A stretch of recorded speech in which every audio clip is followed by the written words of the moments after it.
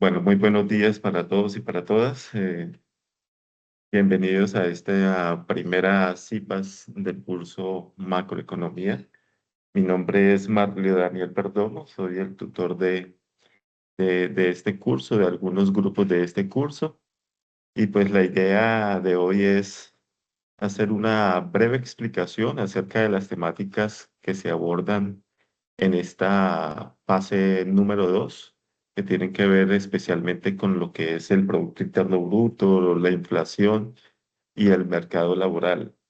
Mm, Al mismo tiempo, vamos a analizar aquellos ejercicios que están en la guía de aprendizaje para que cada uno de ustedes pues, ya se lleve de este CIPAS. Entonces, como una especie de cuadro comparativo entre lo que ha realizado y lo que, como debería realizarse cada uno de estos ejercicios. Entonces, para que ustedes sepan de una vez si efectivamente están desarrollando estos puntos de la manera correcta. Hablemos un poco primero, digamos que partamos esta presentación en dos, donde en la primera parte, digamos que la parte teórica y una parte práctica con los ejercicios. Primero, lógicamente, para ir a los ejercicios, pues necesitamos conocer la teoría.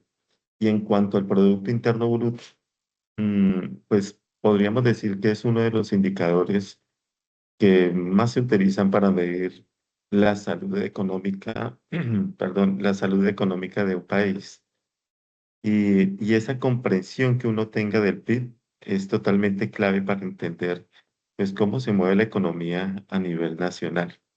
Por lo tanto, el PIB es la suma del valor de todos los bienes y los servicios finales que se producen dentro de un país durante un periodo de tiempo determinado que generalmente es un año, entonces, o también puede ser un trimestre.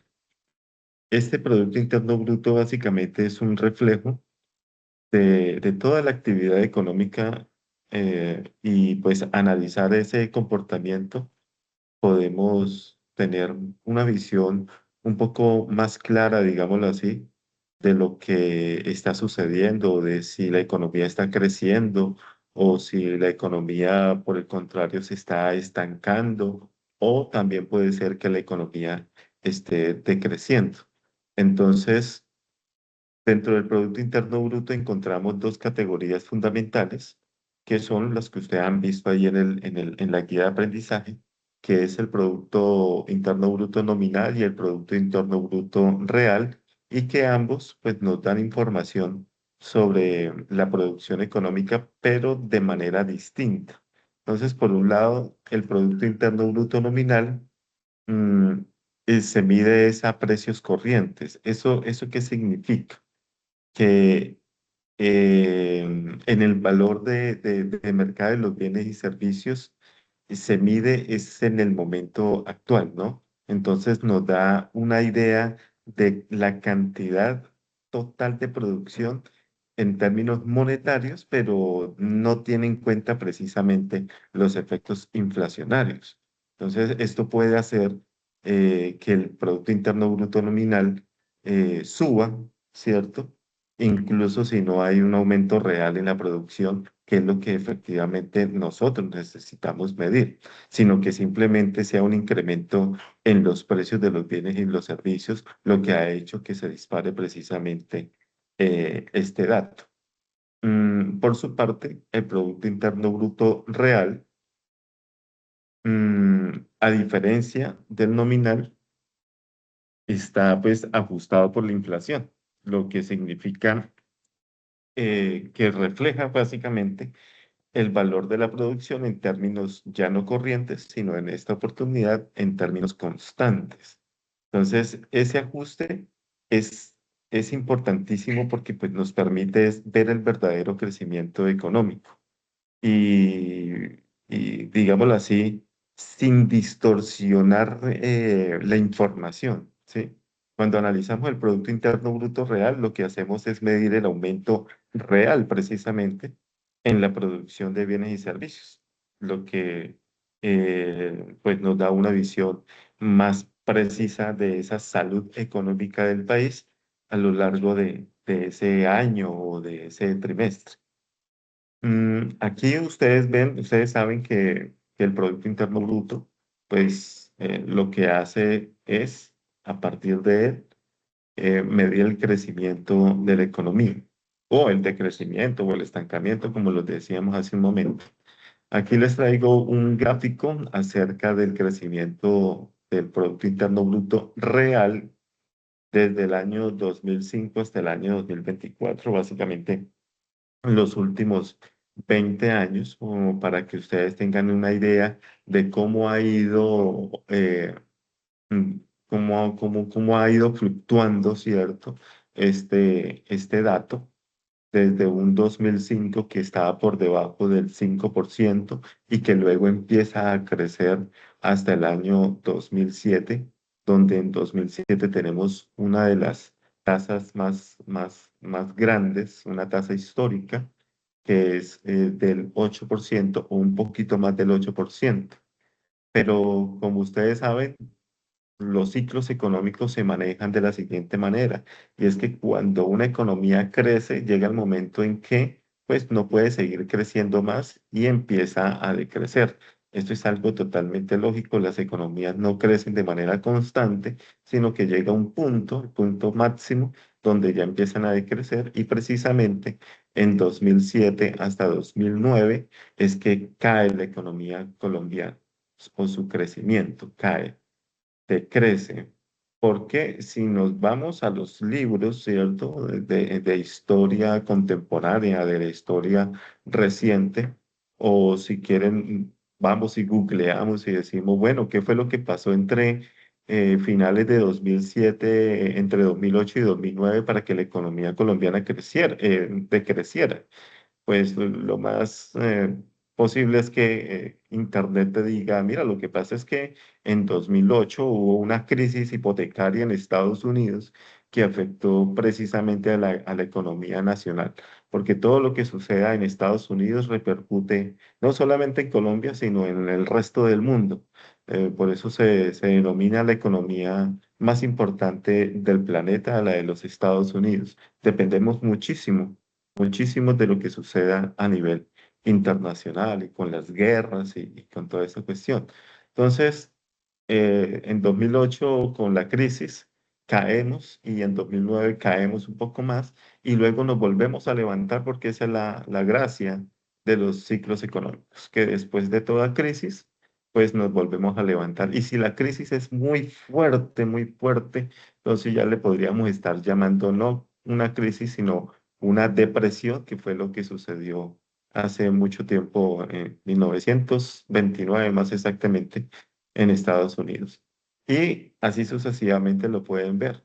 Y otro pico de crecimiento o como una crisis que se dio, pues lógicamente, como ustedes lo ven, en el año 2020 que pues todos sabemos que será una crisis sanitaria por cuestiones de una pandemia por COVID-19 y que después de 2020 hay un crecimiento extremo, sí, extremo, como lo pueden ver allí, entre 2020 y 2021, porque pues ya con la crisis saneada, digámoslo así, pues empiezan a abrirse todos los negocios, los mercados, que los hoteles, que el turismo, entonces hay un crecimiento espectacular, pero pues lógicamente es por motivo de esa crisis que se vivió, un crecimiento que supera el 10% y después lógicamente después de un punto tan alto, pues se debe comenzar a decrecer hasta el año 2023 y comenzamos nuevamente a recuperarnos entre 2023 y 2024.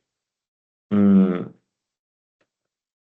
Si de pronto alguien tiene alguna pregunta de lo que estamos analizando aquí, porque pues más allá de los números que veamos más adelante de cómo resolver, por ejemplo, la tasa de inflación o el IPC, pues eh, lo que nos queda a nosotros o ustedes como futuros administradores de empresas, futuros economistas, futuros contadores, pues básicamente lo que nos queda es el hecho de saber analizar la información. Más allá de cómo sacar un número, pues allí están los porcentajes, perdón, allí están las fórmulas, ¿cierto? Que nos sirven para eso, pero la idea es saber analizar precisamente la información y estar totalmente informados sobre lo histórico, lo que ya sucedió, para poder quizá poder pronosticar un poquito hacia los siguientes años de qué podría estar pasando. Entonces, vamos ahora con el fenómeno inflacionario. Entonces, sobre la inflación, podemos decir que primero es un fenómeno económico, ¿sí? Que se caracteriza por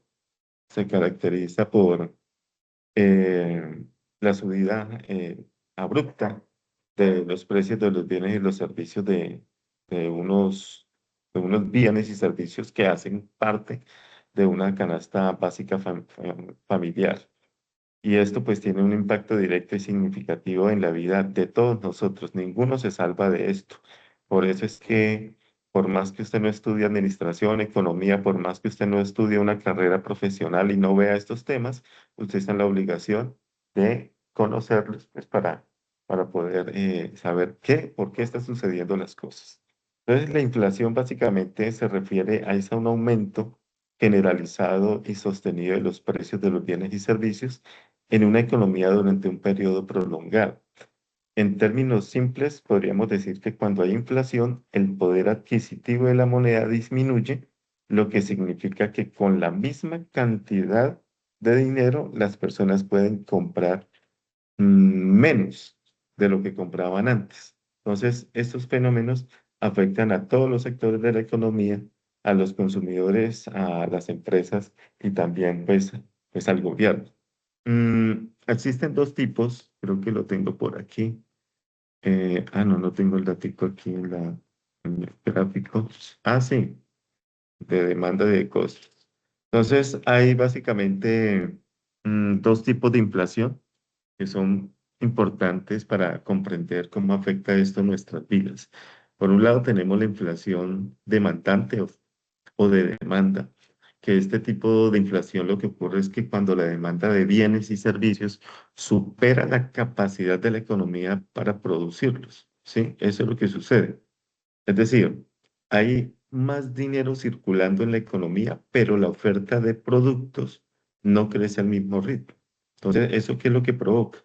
Provoca un aumento en los precios, pues porque la demanda supera la oferta que está disponible. Y por el otro lado, tenemos la inflación de los costos, que ese es un tipo de inflación que surge cuando los costos de producción de bienes y servicios aumentan. Entonces, esto puede ocurrir debido quizá a un aumento en los precios de las materias primas, como por ejemplo el petróleo o quizá por un incremento en los costos laborales. Y las empresas, al ver aumentar los costos, pues que hacen ellas siempre es trasladar estos aumentos al consumidor final en forma de precios mucho más altos. Entonces, mm, cómo influye la inflación en la vida de ustedes, en la vida normal de todos los colombianos? Pues afecta profundamente es el bienestar económico de cada uno de nosotros y pues no siempre de manera equitativa, ¿sí? Porque las personas que tienen ingresos fijos, como los que son los pensionados o trabajadores con salarios fijos, pues son las personas, digámoslo así, que serían más vulnerables a a los fenómenos inflacionarios. Entonces, a medida que los precios de bienes y servicios esenciales como los alimentos, que el transporte, que la vivienda van aumentando, el poder adquisitivo disminuye, ¿sí? Eso puede llevarlos a este tipo de personas a tener que hacer ajustes drásticos en sus estilos de vida. Además, los ahorros, también sucede que los ahorros pierden valor si no se ajustan a las tasas de inflación. Y eso afecta a las personas que dependen de sus ahorros para un futuro. Y eso es lo que ha pasado en los primeros años, por ejemplo, en Venezuela, cuando la gente pues se volcaba a los bancos a sacar su dinero, porque pues era preferible tener su dinero en físico que tenerlo en un banco. Entonces, mm, por otro lado, decimos que la inflación también es benéfica, ¿cierto? Es buena para los deudores. ¿Por qué? Entonces, si sus ingresos no se ven tan afectados por la inflación, pueden pagar sus deudas con dinero que ha perdido ese valor. Entonces, sin embargo, en términos generales, la inflación tiende es a crear, más bien es una incertidumbre, ya que hace más difícil que las empresas y nosotros como consumidores, pues planifiquemos en el largo plazo. Y más cuando tenemos algunos vaivenes, ¿sí? Tenemos mucha incertidumbre a nivel internacional. Aquí les traigo también a colación un gráfico de la inflación, de cómo ha sido su comportamiento desde el año 2005 hasta el año 2024. La inflación también fluctúa eh, dependiendo de muchos aspectos, es multifactorial. Algunos de ellos, lo más importante es la cantidad de dinero que haya circulando. Entre más dinero, mayor inflación; entre menos dinero circulando, menor inflación. Y dependiendo de ahí, pues el gobierno toma las respectivas medidas. Mm, los picos más altos se han dado, por ejemplo, en el año 2008 y en el año 2015. Los picos más bajos, especialmente en el año 2010, eh, y el pico más alto como tal, pues se da en el año 2022. Esto generalmente por cuestiones de los precios de las materias primas, como son el petróleo y son el carbón. Pero luego de precios tan altos, entonces también comienza a decrecer. Mm, dice que desde ese pico alto de 2022 ya viene desacelerándose la inflación, aunque se mantiene por encima de la meta del Banco de la República, que es del 3%. Actualmente está en alrededor del 4,5%. Entonces, y la otra temática que resulta bien interesante en esta guía de actividades es sobre el mercado laboral colombiano.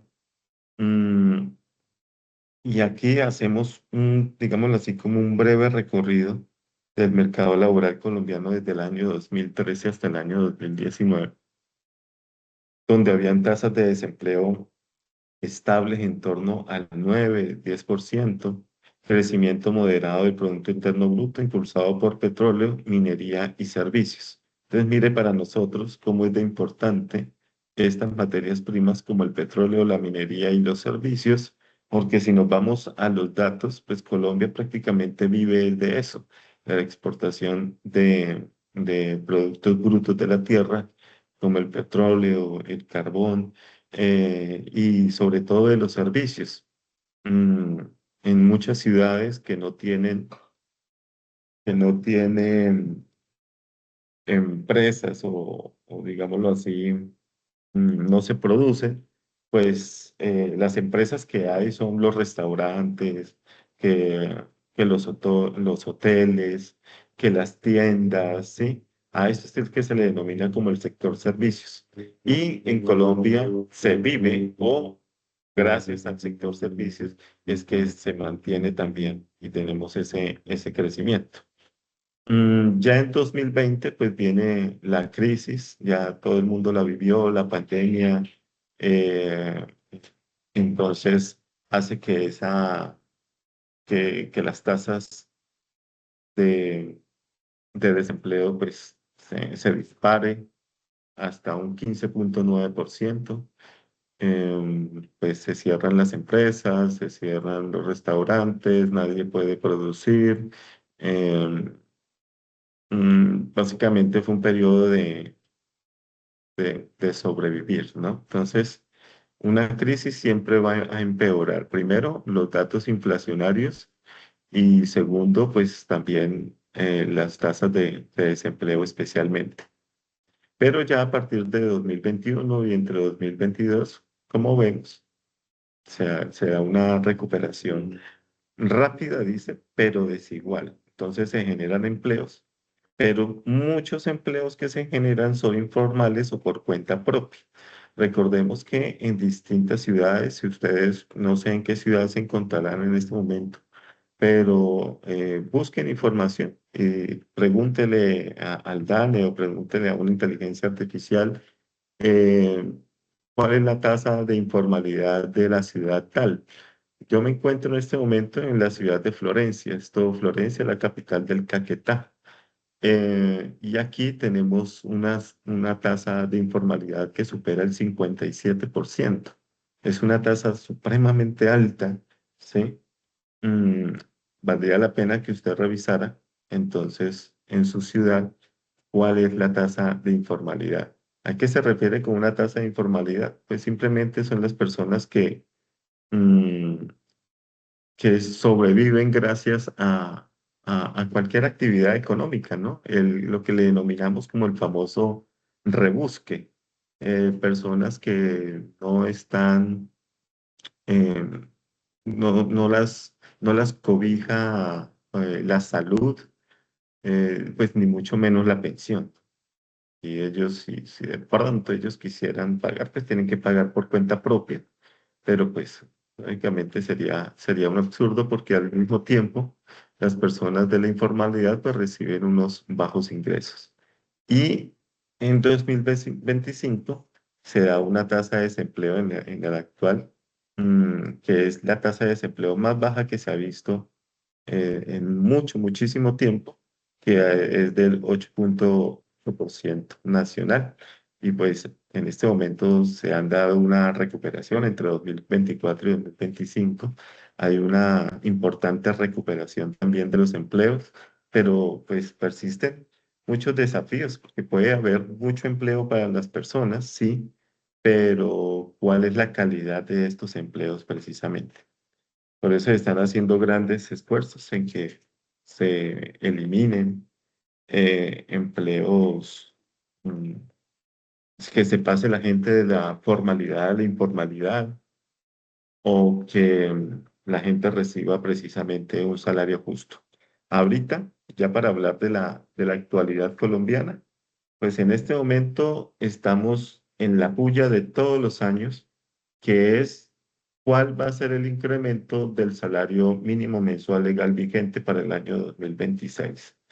Entonces siempre se reúnen que los sindicatos, que se reúne el gobierno, que se reúnen, bueno, algunos sectores para determinar cuál va a ser el incremento.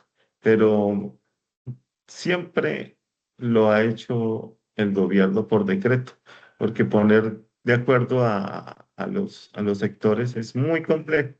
Y toda la vida el gobierno a lo último es el que decreta el incremento del salario mínimo.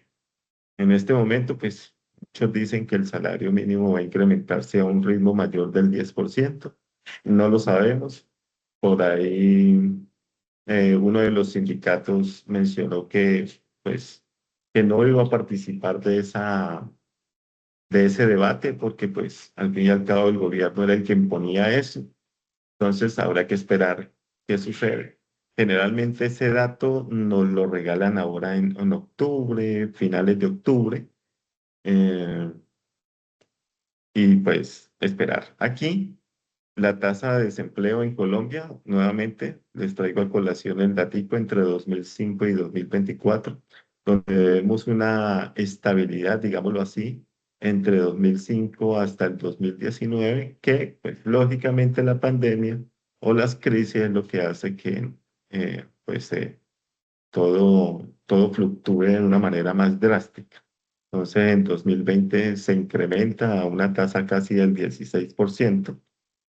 Y luego, cuando se empieza a normalizar todo, empieza a caer y en 2024 está en un 10% y en este momento sigue disminuyendo. Como lo vimos, está en el 8,8%.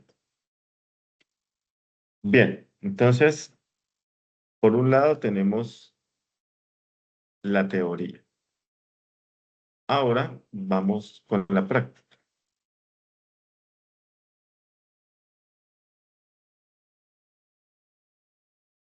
Antes de eso, permítame por aquí, yo tomo un pantallazo de esta participación tan bonita que tenemos de nuestros estudiantes.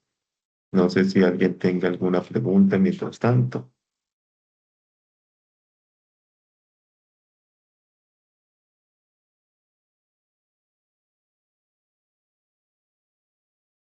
Bueno, continuemos entonces mirando nuestra guía de aprendizaje. Esta actividad se cierra el 28 de septiembre. Todavía quedan 4 días. De pronto para hacer aportes, bien, entre hoy y mañana, yo esta noche trataré de hacer todas las realimentaciones del caso, porque pues hacer aportes en los últimos 3 días, no, hagámoslo entre hoy, hagámoslo mañana, máximo pasado mañana. ¿Qué dice la guía? La guía se divide en dos, una parte independiente y otra parte colaborativa. La primera parte independiente tiene que ver con el Producto Interno Bruto. Nos dan una tablita de solamente tres bienes, que son chaquetas, zapatos y pantalones, con las respectivas cantidades y precios en ese año. Entonces tenemos precios y cantidades del año 2021, a como estaban en el año 2022 y a como estaban en el año 2023. Y tenemos que calcular entonces el PIB real, el PIB nominal y calcular el deflactor del PIB. Luego, viene una parte más teórica donde nos piden definir la canasta familiar, que describa la importancia del costo de vida, luego un tema sobre la ponderación de los ingresos, el año base y año corriente con respecto al índice de precios al consumidor y también con respecto a la tasa de inflación. Y viene ahora un ejercicio en el cual tenemos que diligenciar primero esta tabla con los ponderados. Y nos dicen, bueno, para calcular esos ponderados, no los calcule, simplemente cópielos y péguelos, vaya a la página del DANE, vaya al link del IPC, en el link del IPC se le va a descargar un archivo en Excel y allí eh, lo filtra y recoge información del nivel de ingresos de la clase media de los colombianos para este grupo de bienes y servicios. Entonces, toma esa información del DANE y la pega aquí. ¿Por qué se hace este ejercicio de esta manera? Simplemente para que el estudiante reconozca precisamente qué es lo que hay en esa página del DANE. Yo sé que muchos de ustedes no solamente hicieron el ejercicio de entrar al DANE, sacar la información y pegarla, sino que al menos esculcaron un poquito por ahí en la página, ¿cierto? Y miraron, ve, mira, aquí dice que desempleo, aquí me dice que lo otro, si sé cuándo, pan, sí, hay de todo un poquito por ahí, al menos para reconocer lo que hace el Departamento Administrativo Nacional de Estadística, que es el que nos entrega precisamente todas las estadísticas sociales y económicas a nivel nacional. Y con esa información de los ponderados y teniendo en cuenta esta otra información que nos dan, pues tenemos que calcular el índice de precios al consumidor y las tasas de inflación. Esa es la parte individual. Ahora, la parte colaborativa tiene que ver con eh, utilizar una inteligencia artificial, en este caso Copilot, pero pues ustedes pueden utilizar la que deseen, no hay ningún problema.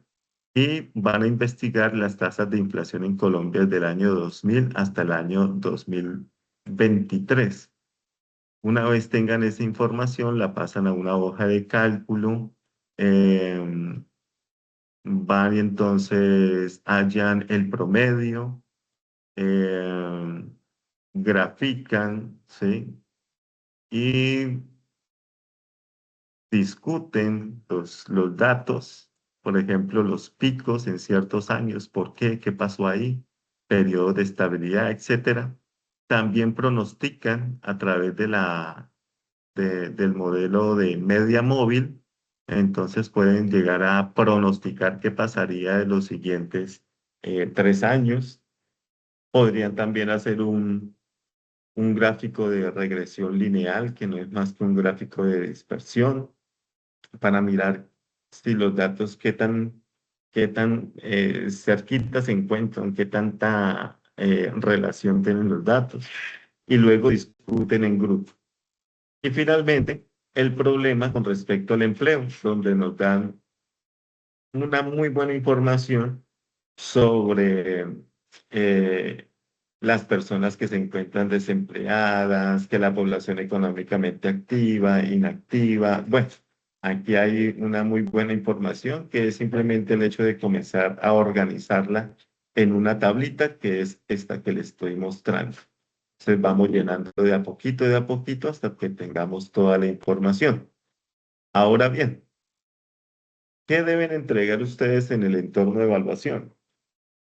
Como sus compañeros, muchos han entregado las partes individuales, pues no van a colocar en un documento la parte individual de Juan, la parte individual de Pedro, la parte individual de Diana, que la parte individual de Sandra. No, porque o si no, pues se llenaría, sería un documento muy dispendioso. Entonces, simplemente quien tenga el rol de compilador o la persona que esté muy al tanto de las entregas de sus compañeros, pues entonces dice, ah, ok, este aporte de Diana me gusta, es el mejor aporte, copiémoslo y peguémoslo en el documento final.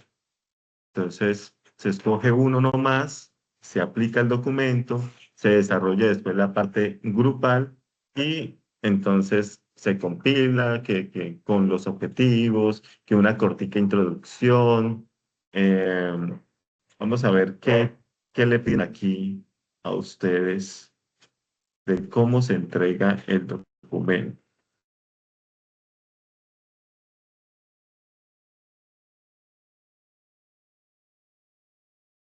Bueno, entonces para su desarrollo y entrega tenga en cuenta las siguientes orientaciones. Todos los integrantes del grupo deben participar con sus aportes en el desarrollo de la actividad.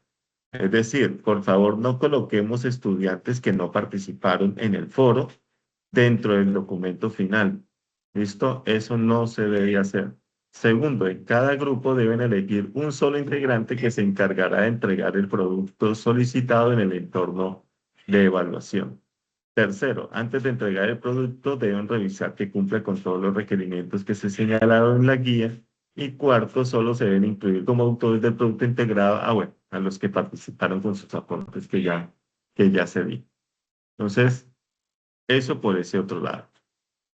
Finalmente, vamos a mirar, entonces aquí voy a ver si agrando esto un poquito.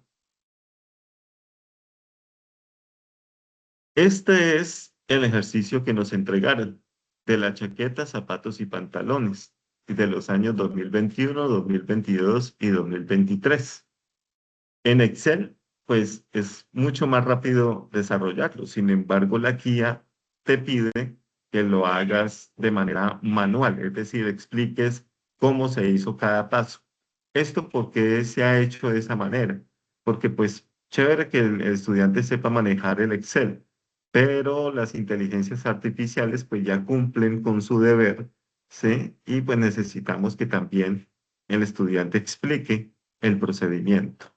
¿Y cómo calcular primero el Producto Interno Bruto nominal? Entonces, como sabemos, el Producto Interno Bruto nominal simplemente es que en un año dado, a qué precio estaban las chaquetas y cuántas chaquetas se producían en el año 2021. Bueno, entonces, en el año 2021, el precio de las chaquetas era de $150, digamos, o pesos y algo, 50 pesos y las cantidades producidas eran 1.800. Bueno, entonces precio por cantidad nos daría 270.000, que es lo que vemos aquí, ¿sí? 270.000 en solo chaquetas para el año 2021. Y si multiplicamos el precio y la cantidad de cada uno de los bienes y servicios, pues nos viene dando entonces el respectivo PIB nominal, ¿cierto? Ahora los pantalones. 900 pantalones a un precio de 300 nos daría 270.000, ¿sí? Y como son solamente tres los productos que estamos manejando, porque recordemos que la canasta básica familiar está constituida por más de 400, pero en este caso solamente tomamos tres. Entonces, basados en esos tres, ¿cuánto sería nuestro Producto Interno Bruto nominal? Sumamos estos tres valores y nos da un valor de 933.750 pesos, que sería el Producto Interno Bruto nominal del año 2021. Y asimismo, lo hacemos con cada uno de los otros años. Para el año 2022, ya las chaquetas no eran a 150 pesos, sino subió a 173 pesos, porque es que todos los años se sube el precio de los bienes, es normal. Ahora, la producción también aumentó. En el 2021 eran 1.800, ahora son 1.875, por lo tanto. 1.875 cantidades de chaquetas por 173 pesos, es el valor de la chaqueta. Eso me daría entonces 323.438 pesos con respecto a la chaqueta. Y así lo hacemos sucesivamente, 4.500 por, por 113, 1.080 por 345, y luego en el año 2023, 1.965 por 195, 5.250 por 135, 1.200 por 375, y así nos van dando estos valores. Una vez calculados, lo que tenemos que hacer es la sumatoria de esos valores. Y para el año 2022, el precio de el Producto Interno Bruto nominal es de 1.202.000. Miren que entonces hubo crecimiento, ¿cierto?, de la economía. Y en el año 2023 la sumatoria nos da 1.541.929, que miremos que en este caso la economía va creciendo. 900, 1.200.000, 1.500.000. Pero entonces, ahora nos dicen, calcúlelo, pero desde el Producto Interno Bruto real. A ver, realmente la economía si creció o no creció. Ah, bueno, entonces cuando le piden a usted calcularlo y no le dicen exactamente el año base, ¿sí? El año base es el año de referencia. Si a usted no le dan el año de referencia, usted debe suponer que es el primer año que usted tenga en el ejercicio. En este caso, el primer año es el del 2021, ¿sí? Vamos a mirar aquí. Entonces, esto. Y este sería el año de referencia o el año base. Por lo tanto, lo que se tiene en cuenta del año 2021 son los distintos precios, ¿sí? Estos precios tanto de las chaquetas, de los zapatos como de los pantalones. Entonces, toda cantidad, sin importar el año, se va a multiplicar es por los precios del año 2021. Esto con el fin de poder identificar si eliminar, digámoslo así, el fenómeno inflacionario. Entonces, vamos a dejar todo esto aquí en blanco. Listo. Ah, perdón. Listo. Entonces, como todo lo vamos a multiplicar por los precios del año 2021, entonces vamos a calcular primero el PIB real del año 2021. Pues lógicamente sería lo mismo, ¿cierto? Sería lo mismo que el PIB nominal. Estos mismos valores, pues serían los mismos de acá porque son los precios del año 2021. Ahora sí comienza a cambiar es con el año 2022, porque todas las cantidades, estas que voy a señalar aquí en color amarillito, estas cantidades yo las debo multiplicar no por los precios de ese año 2022, sino por los precios del año 2021, para poder contrarrestar el fenómeno inflacionario. Y si yo multiplico 1.875 chaquetas por un precio de 150, entonces me va a dar 281.250.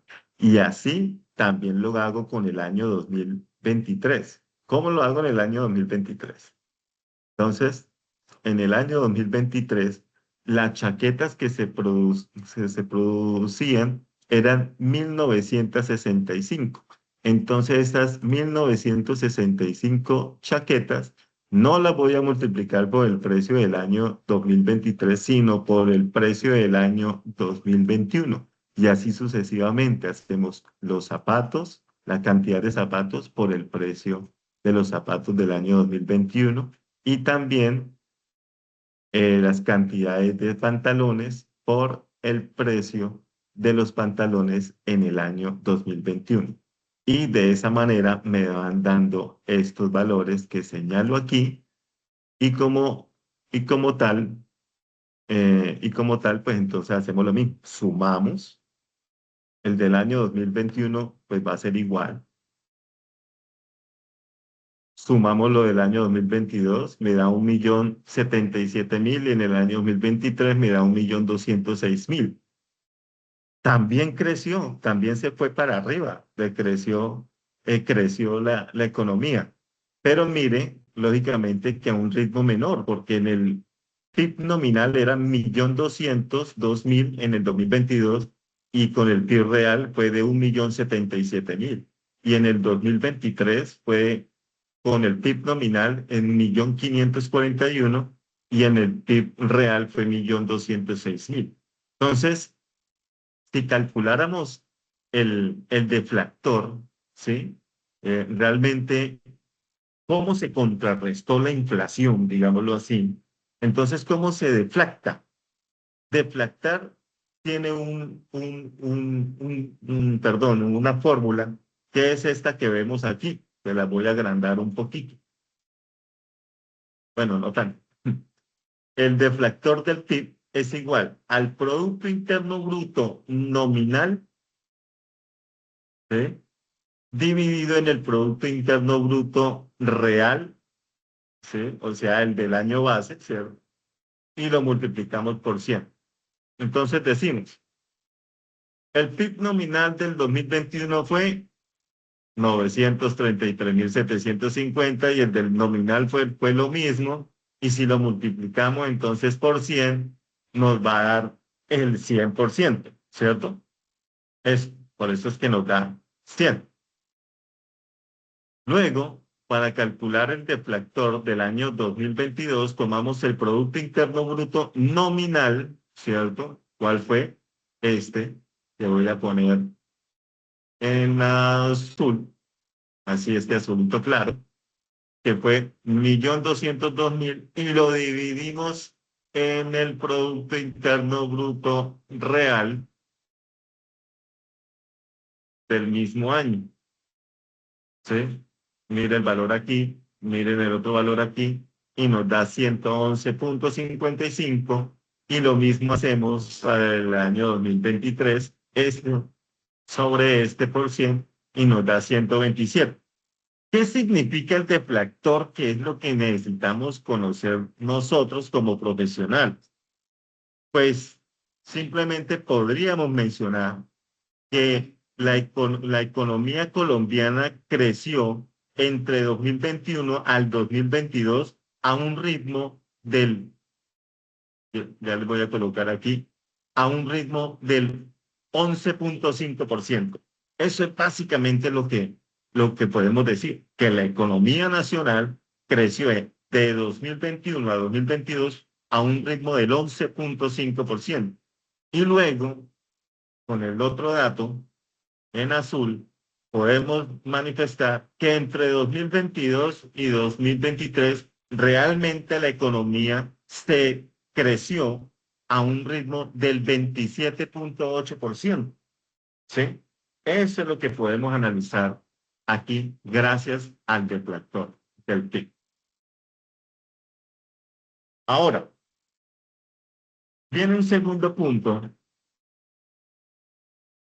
frente a el dato del DANE. Hagamos el ejercicio. Creo que yo estoy compartiendo pantalla completa. Entonces, en cualquier momento que deje de compartir, yo voy a entrar a la página del DANE. Pero si ustedes no están viendo el procedimiento, me avisen. Entonces, miren, dice las, las órdenes que dan en la guía es ingrese a www.dane.gov.co. Pues, eso es lo primero que hacemos. Luego vaya al IPC. El IPC lo encontramos aquí, pero ustedes pueden ver primero, por ejemplo, este dato, chévere conocerlo, la población total que tiene Colombia para el año 2025. Somos los colombianos un total de 53.057.212 habitantes. Ah, bueno, ¿conocíamos el dato? Puede ser que sí, puede ser que no. Ahí tienen el dato y podemos empezar como a analizar más información. Bueno, pero nos dicen, métase al IPC. En el IPC vaya a los ponderados. Entonces, bajamos, bajamos y aquí encontramos varios daticos y vamos a ir a los ponderados. Cuando le da clic a los ponderados, se le descarga un archivo en Excel. Entonces, abrimos el archivo en Excel. Habilitamos para editar.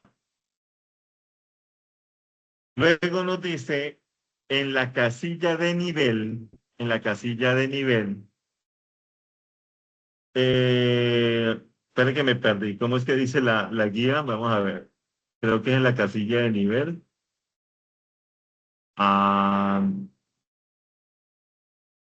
dice que, sí, en la de nivel, filtre la información por división. Listo. Entonces vamos a ir, hacemos caso, vamos a nuestro archivo y en nivel escogemos solamente división. Quitamos esto, escogemos solamente división y aceptamos. Y nos dice la guía que aquí están los mismos datos que aparecen en la guía, pero tomamos los datos, por favor, de la clase media, que son estos. Entonces, yo los debo copiar y los debo pegar. Yo ya los tomé y los pegué aquí y se los dejo aquí en azul. Estos son los datos que copiamos y pegamos del DAN. Ahora, esta información ya nos la da la guía. ¿Nosotros qué tenemos que hacer? Nosotros, para poder después calcular el IPC y la inflación, tenemos que hacer un pequeño procedimiento y es calcular la ponderación por cada uno de los años, ¿sí? Por cada uno de los años calcular la ponderación. Entonces, ¿cómo, cómo se hace eso? Por ejemplo, tenemos para el año 2019, entonces, mm, debemos tomar lo que es la ponderación, ¿cierto? Entonces, la ponderación y multiplicamos por la división de los años siguientes. Es decir, eh, bueno, para este caso, pues sería la misma cuestión. Listo. Tomemos, tomemos el del año 2020, ¿sí? Porque esta es la ponderación, perdón. Lo voy a colocar también en azul, ¿sí? Entonces, el del año 2020. Para calcular este dato del ponderado de 2020, entonces tomamos el dato del 2021 y lo dividimos en el dato del 2020, ¿sí? Es decir, este que estoy colocando en amarillo, ¿sí?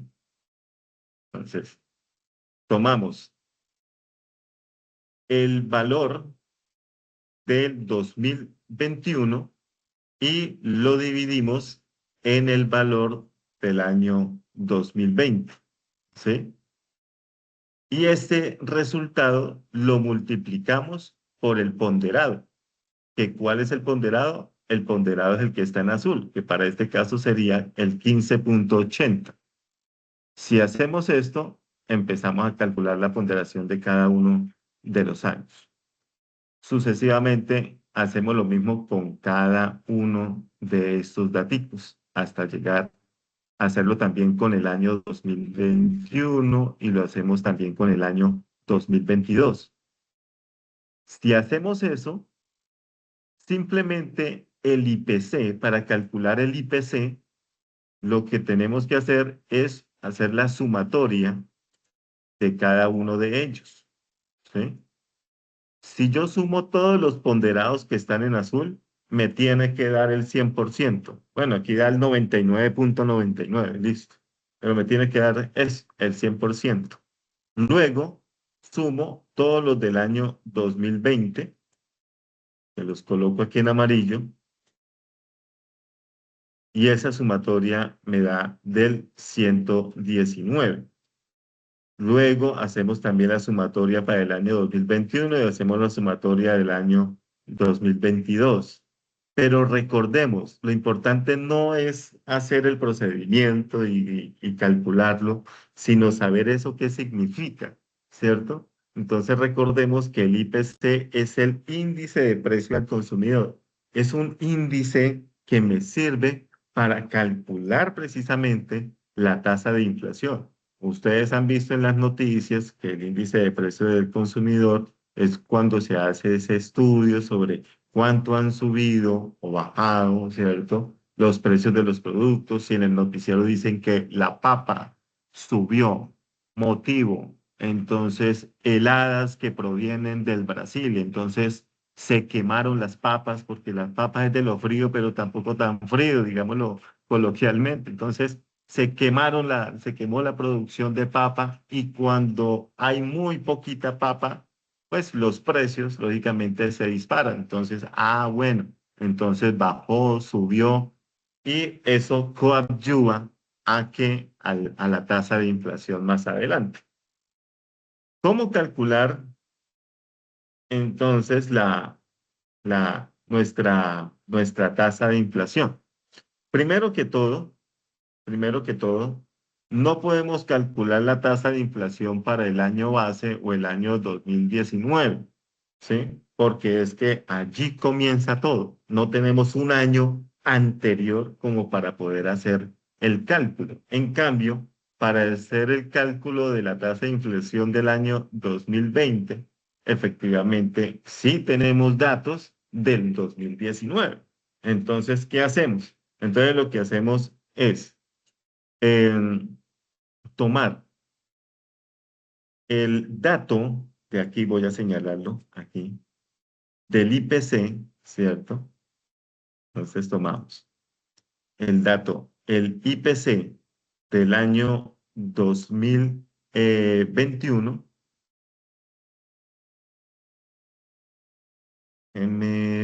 M16.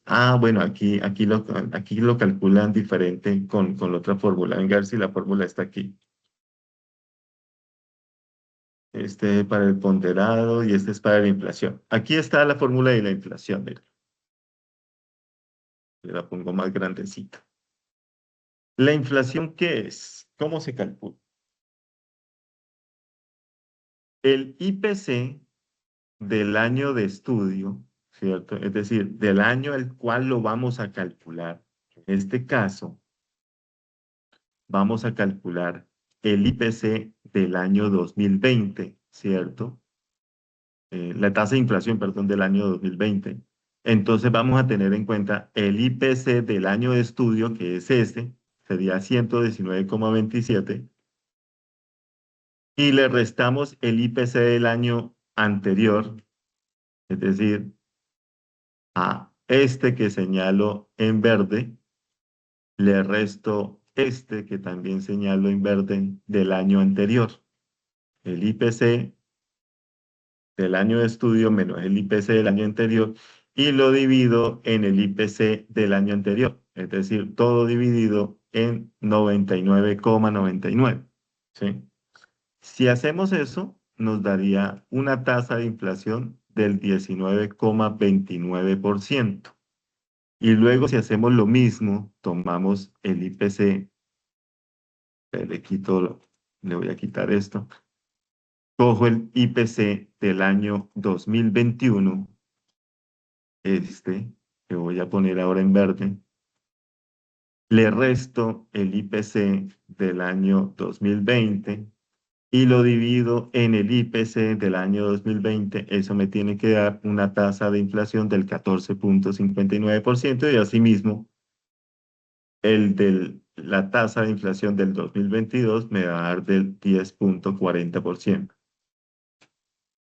Si uno analizara estas tasas, que si estas tasas fueran reales, hoy en día, pues mejor dicho, la gente pegaría el grito en el cielo, ¿no? Y diríamos, no, por Dios, ¿qué está sucediendo con la economía nacional si tenemos tasas de inflación del 19%? Es que los economistas comenzamos a, a, a decir que es muy elevada, ¿cierto?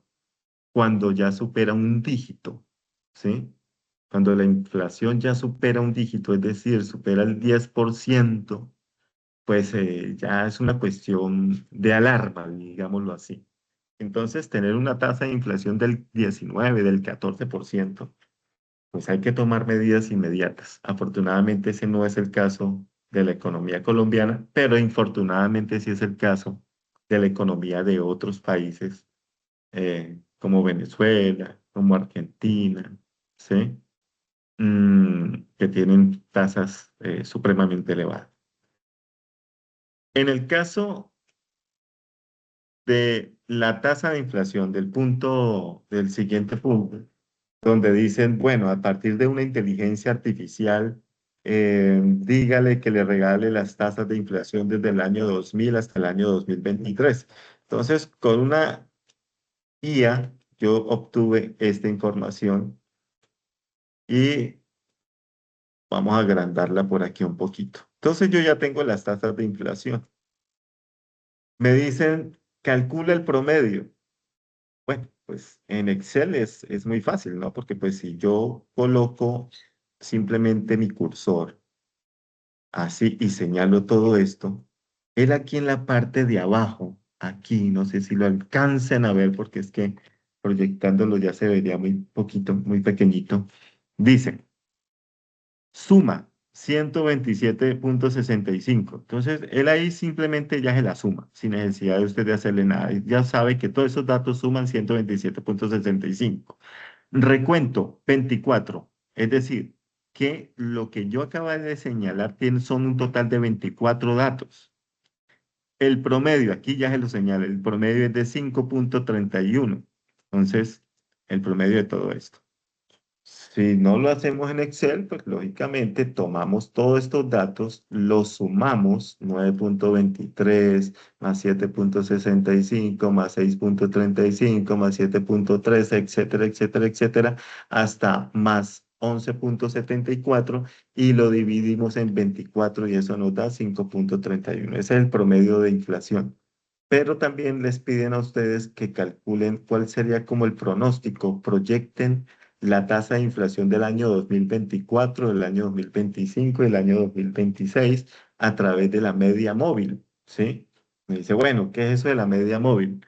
La media móvil es tomar simplemente unos últimos datos, que en este caso podríamos estar tomando los últimos 3 años, los datos de los 3 últimos años. Por ejemplo, el dato del 2021, que es 3,5, más el dato del año 2022, que es 10,18, y el dato del 2023, que es 11,74. Y a eso le calculamos la media o el promedio, ¿sí? Le calculamos el promedio. Entonces, el promedio de estos tres me da 8,47. Si yo sumo estos últimos tres datos y lo divido en tres, me da 8,47. Y ese 8,47 yo se lo aplico al último dato que es 11,74 del año 2023. Entonces, si yo digo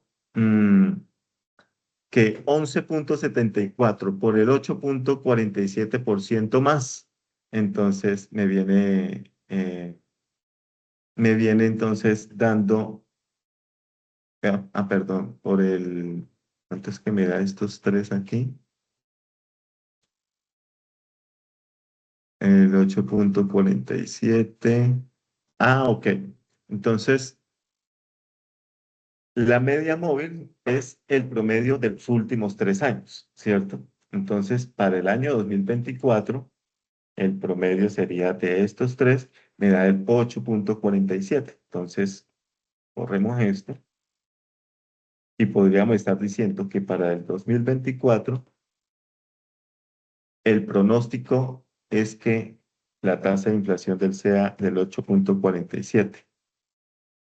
Luego, tomo los últimos tres datos nuevamente y digo 2023 más el dato de 2022 más 2023 más el dato de 2024. Yo cálculo la media, que es 10,13. Sumo y divido esos tres datos, entonces, si sumo y divido esos tres datos, me da del 10,13%. Y esa sería la proyección. Y por último, para el año 2026 simplemente sumo estos tres datos: 11,74, 8,43, 10,13, lo divido en 3 para calcular la media y me da de 10,11%. ¿Sí? Y así es como pronostico. Ahora, ¿cómo hacer el gráfico de dispersión?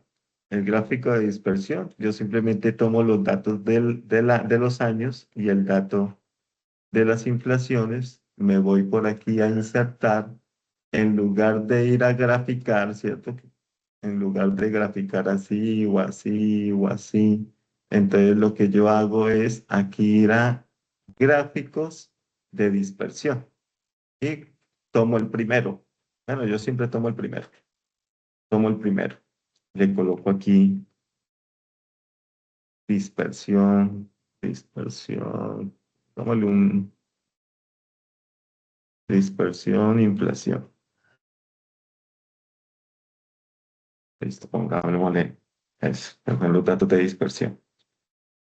Pero de nada sirve ver ese poco de puntos ahí.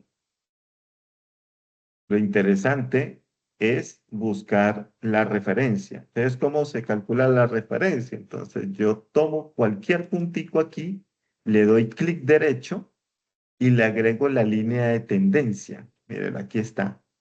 Le agrego la línea de tendencia.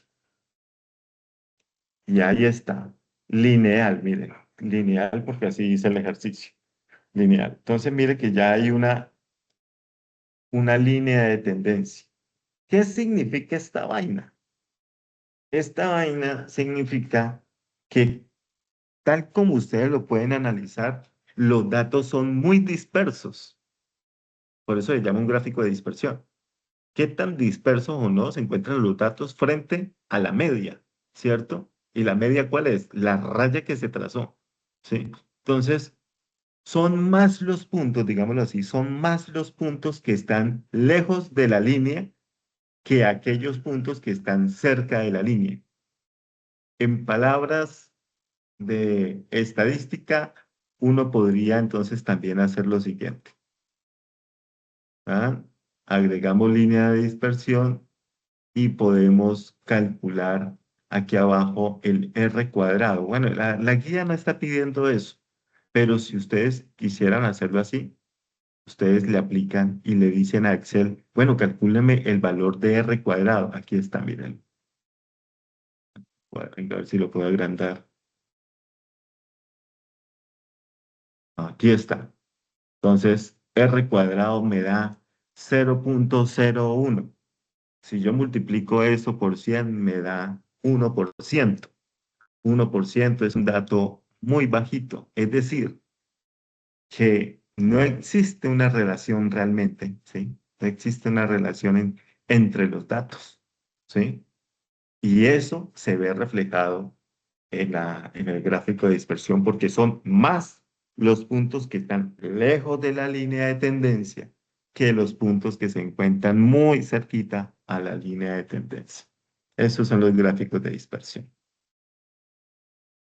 Finalmente, finalmente, tenemos el punto acerca del mercado laboral, ¿sí? El mercado laboral donde aquí les dejo para que ustedes vean la grabación, aquí les dejo qué es la población total, la población económicamente, población en edad de trabajar, población económicamente activa, les dejo todas las formulitas. Esto es una cuestión de fórmulas, es una cuestión de estar muy concentrados para hacer el ejercicio. Mm, pero más allá del número, que si me dio bien, si no me dio bien, que porque me equivoqué no era PEA sino PET, no era PET sino PT, güey, es entender que en un mercado laboral subyacen todas estas poblaciones. Primero, la población total. Ya sabemos, porque nos metimos allá al DANE y sabemos directamente de cifras del DANE 2025 que en Colombia hay un total, la población total es de 53 millones de habitantes. Para el caso de este ejercicio, se tomaron 110.000 personas como población total, porque pues para no hablar en millones, porque si no eso se vuelve muy complejo.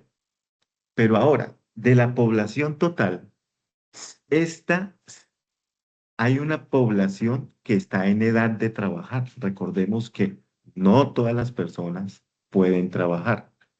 Entonces, las personas que están en edad de trabajar son un porcentaje de la población total, ¿sí?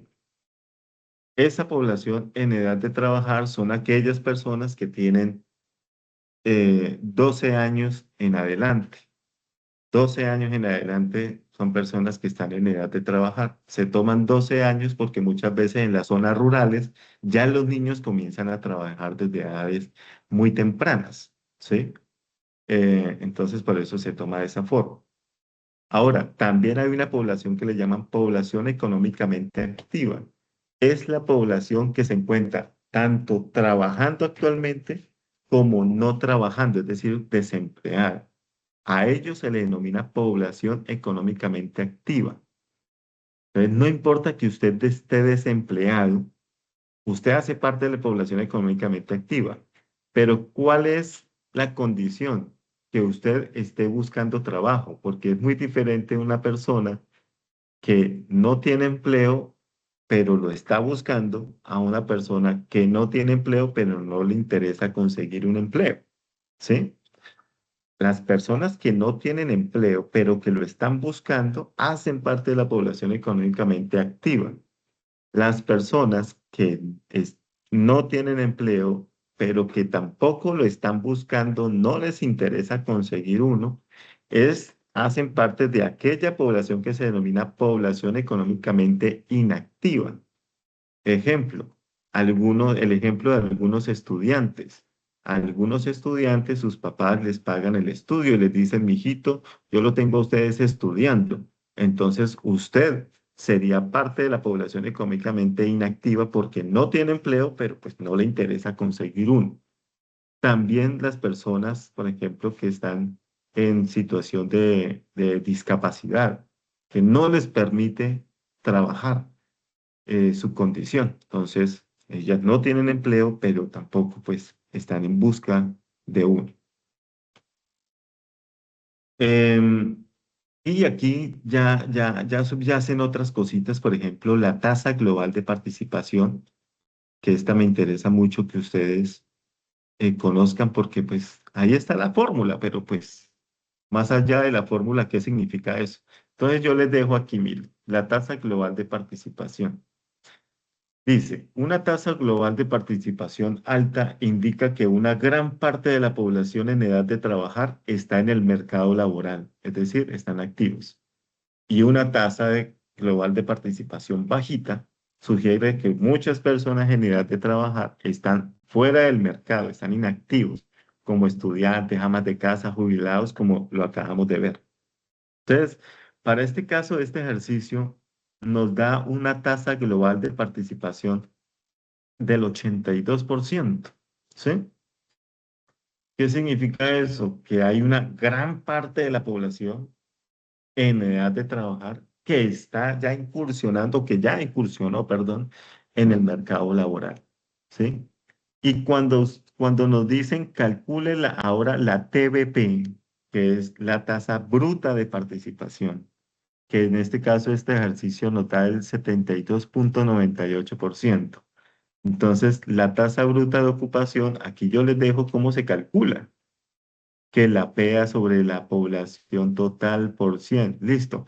Pero, ¿qué significa ese 72,98%? Entonces, aquí les digo, mira, la tasa bruta de participación mide la participación laboral en relación con toda la población del país, incluso niños, ancianos u otros que no forman parte de la PET. Entonces, hay una gran diferencia entre la tasa global de participación y la tasa bruta de participación. La primera, la tasa global de participación, entonces indica es desde las personas que tienen edad de trabajar. Las personas que están en edad de trabajar, ¿cuántas de ellas ya se encuentran en el mercado laboral? En cambio, la tasa bruta de participación dice es de la población total, ¿cierto? Total. ¿Cuántas personas hacen parte, ya incursionaron en el mercado laboral? Por eso es que la TBP, la tasa bruta, siempre va a ser menor a la tasa global. Y aquí en el ejercicio también lo pueden ustedes identificar. Esta es del 72,98% la tasa bruta, mientras que la tasa global es del 82%. Entonces, aquí están las fórmulas. Así es como debería darles a ustedes el ejercicio y proyectado a los años 2022, 2023, 2024. Les doy a conocer el dato no simplemente para copiar y pegar la información, porque pues ahí la guía dice, bueno, ¿de dónde sacó cada dato? ¿Cuál fue el procedimiento para calcular cada dato? Simplemente se los dejo para que hagan un comparativo entre lo que usted ya hizo y lo que debería darles, ¿cierto?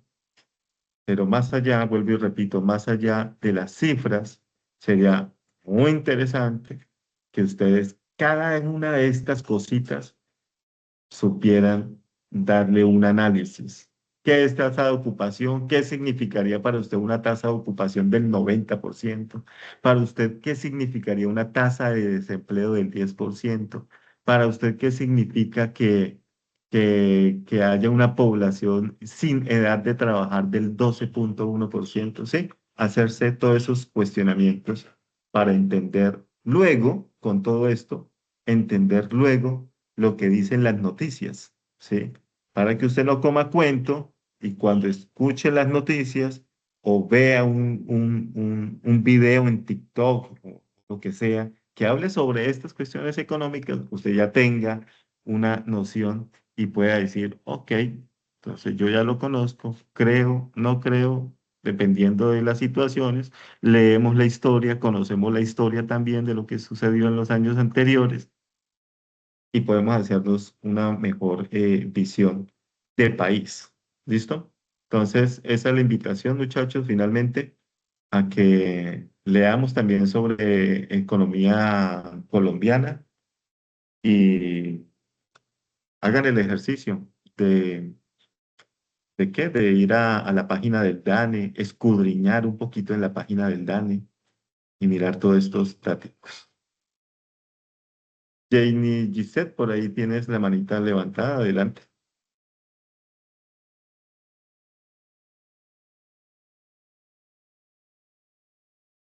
Bueno.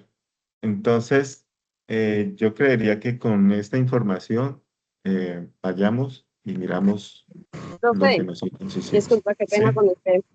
Ajá. Es que yo deseo realizar una pregunta con respecto al grupo de trabajo. Un poco Sí. de ruido, vamos a ver si me entienden. Yo el día de ayer hice mis aportes en el foro y pues allí contacté con mis compañeros y mis compañeros resulta que me dijeron que ellos ya habían realizado la totalidad del trabajo. Entonces, que estaban esperando una retroalimentación solamente para, como tal, subir el documento. Solamente son 3 personas en el momento que trabajaron toda la información. Pues yo ya casi tengo la totalidad del trabajo realizado. Quería comentarle a ver si yo puedo subir también mi documento porque la guía dice que solamente un integrante del grupo pues lo puede subir, pero en este caso la compañera con la que hablé me dijo que era mejor pues de que yo subiera mi trabajo sola porque pues ellos ya habían realizado su documento hace mucho tiempo, sí, como desde un Claro, comienzo. claro, entiendo. Bueno, uno a veces entiende también a los compañeros. Hay personas que quieren hacer las cosas mucho más rápido porque algunos matricularon varios cursos y eso y quieren salir de una vez de cada curso y estas cositas. Por ahora, eh, por ahora, pues yo diría que entrégalo, ¿sí? Entrégalo aparte. Pues ellos ya mencionaron que habían hecho su parte. Eh, Primero entrégame el documento ahí en el foro. Si Dios lo permite, esta noche hago otra realimentación, porque es que como son varios grupos, son muchos grupos, uno hace primero un barrido, y luego al otro día, si puede tomar algunos otros cursos, los realimenta, aunque aquí hay tantas cositas por hacer que a veces uno se demora un tiempito en volverle a realimentar el otro ejercicio que, que aportar. Pero entonces, dale, Jamie, envíame al foro el aporte, esta noche lo realimento y tu entrega, haces tu entrega Bueno, señor. y en la próxima actividad, entonces, desde un comienzo, haces tus aportes para que ya tus compañeros te incluyan dentro del documento. Recuerden finalmente, antes de irnos, no van a entregar los aportes de todos, no, porque a mí ya no me han entregado documentos así y es un documento así grandote, ¿no? No, no, no, no, no.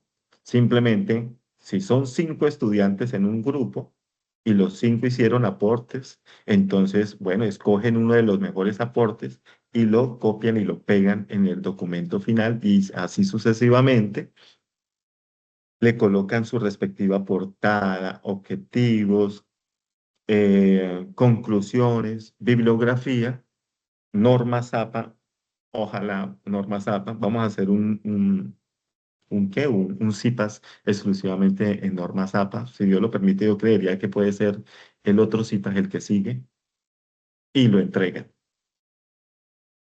Muchachos, siendo entonces las 12:20 de la tarde, terminamos este primer CIPAS del curso Macroeconomía. Me alegra mucho saludarlos. Tuvimos un total de 12 participantes. Un abrazo para todos y un feliz almuerzo. Chao, chao.